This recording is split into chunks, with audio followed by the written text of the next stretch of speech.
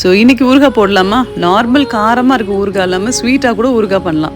Try பண்ணலாமா? அதுவும் இன்ஸ்டண்ட்டாக லெமனை குட்டி குட்டியாக கட் பண்ணி ஆவியில் இந்த மாதிரி வேக வச்சு எடுத்துக்கோங்க. ஸ்வீட் லெமன் பிக்கிளுக்கு கொஞ்சம் சின்ன சின்ன சைஸாக கட் பண்ணி வச்சுக்கோங்க. ஸோ இப்போ நல்லா வெந்துருச்சு. இது தனியாக ஒரு பவுலில் மாற்றிக்கோங்க. வெறும் சட்டியில் கொஞ்சமாக கடுகும் வெந்தயமும் வறுத்து பவுடர் பண்ணி வச்சுக்கோங்க. இதில் 1 ஸ்பூன் தான் நம்ம யூஸ் பண்ண போகிறோம். நல்லெண்ணெய் விட்டு கடுகு, பெருங்காயம், உப்பு, மஞ்சள் பொடி, மிளகாப்பொடி, நல்லெண்ணெய் நிறையா விட்டுக்கோங்க. இது நல்லா லைட்டாக பொங்கி வந்ததுமே அப்படியே ட்ரான்ஸ்ஃபர் பண்ணிட வேண்டியது தான். 1 ஸ்பூன் அந்த கடுகு வெந்தய பவுடரும் இந்த தாளிச்சதையும் சேர்த்து ஊற வச்சுருங்க.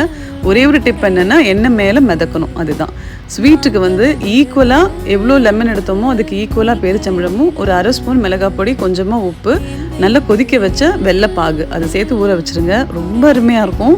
இந்த ஊறுகாவை வெளியில் வைக்காமல் நீங்கள் ஃப்ரிட்ஜில் ஸ்டோர் பண்ணிக்கிறது தான் பெட்டர் அட்வைஸ். நிச்சயமாக ட்ரை பண்ணி பாருங்கள்.